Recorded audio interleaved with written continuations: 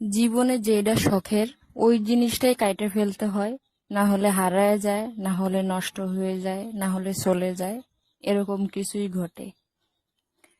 আমার এত বড় বড় চুলগুলা কাইটে ফেলাইতে হইতেছে অসুস্থতার কারণে। এত পরিমাণ চুল উঠে, এত পরিমাণ মাথা চুলকায়, চুলকাইতে চুলকাইতে মাথার মধ্যে ঘা পর্যন্ত হয়ে গেছে।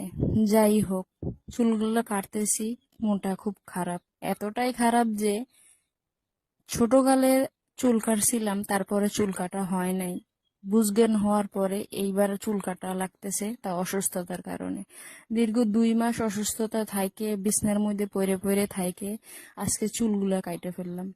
এর আগে চুলগুলো একটু ছোট করছিলাম, ভাবছিলাম শান্তি পাবো, কিন্তু না, চুলগুলা শেষ পর্যন্ত একদম ফিনিশ করতে হইলো। যাই হোক, খুব খারাপ লাগতেছে।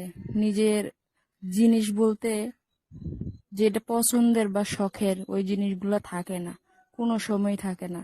হয় হারাবে, না হলে নষ্ট হবে, এটাই স্বাভাবিক। কিভাবে সহ্য করা যায়?